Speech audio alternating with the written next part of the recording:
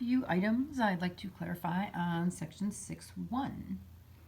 So there were some questions about some of the vocabulary words. So I got a couple pictures on the top here just to kind of clarify. Both of these figures that you see here are pentagons, and they can look very different. They both have 5 sides, which means pentagon. However, because this one is convex, this one is concave. So even though they are both pentagons, they look completely different.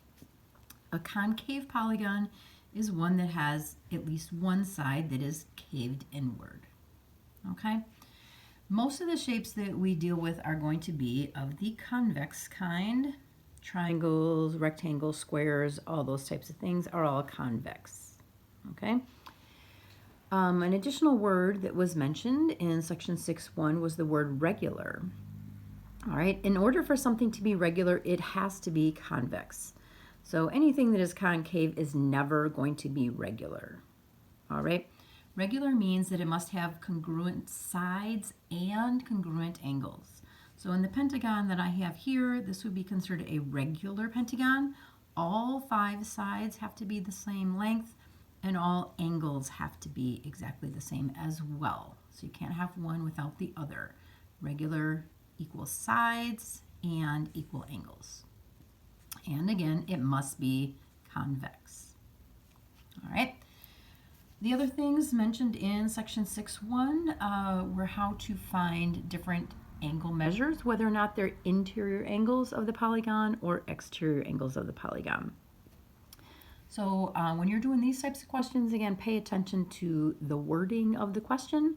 So obviously, first of all, are they asking you about interior or exterior? Also pay attention, are they asking you for just the sum, or are they asking you for an individual angle? Okay, so pay attention to those types of things when you're reading your question. All right, if you are trying to find an interior angle sum, okay, so we spend a lot of times on triangles. We know that in a triangle, the 3 angles always add up to 180. Okay, well now we're not dealing with triangles anymore. We need to find out what is that number. Okay, what is that sum? All right, the formula that was mentioned is n minus 2 times 180. N would be the number of sides that you have in your figure. So n, you subtract 2, you multiply that times 180, and that will give you the interior angle sum. If you are doing this in your calculator, you do have to make sure you put that in parentheses or you will get the wrong answer. And you should be able to tell because it might come up negative. So, for example, if the question was find the interior angle sum of a pentagon, so let's say I was doing this one here, okay, and again, this is referring to convex only, not concave. All right, so if my pentagon, we know, has 5 sides, I would have to take 5 minus 2, I multiply that times 180. All right, so my interior angle sum for a pentagon would be 540 degrees. Okay, so that means in my pentagon here, if I add up 1, 2, 3, 4, 5 of those angle measures, the sum would be 540 degrees. All right, now if the pentagon in our case is regular, they may also ask you, well, what is each individual angle?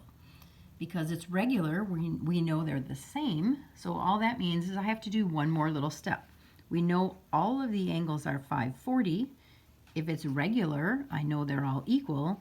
So if I wanted to find one angle in my regular pentagon, we would take our 540 degrees and we would divide it into our 5 equal angles. So if I take 540 and divide that by 5, we know that each individual angle would be 108 degrees.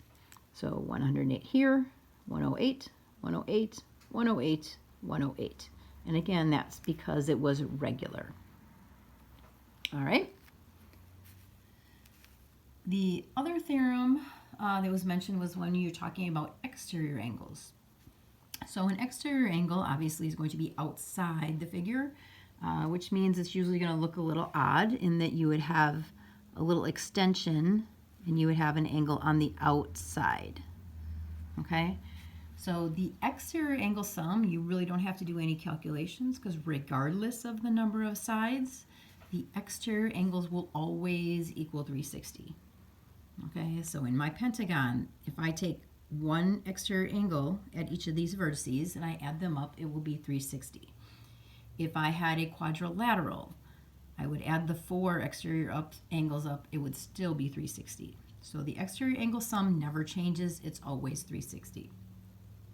All right, if I wanted to know what each angle was, so again, going back to our regular pentagon, I know all of them are 360, and I know in a pentagon, I would have 5 exterior angles. So if I wanted to find one exterior angle, I would take my 360 degrees, and in this case, since there's 5 angles, I would divide by 5.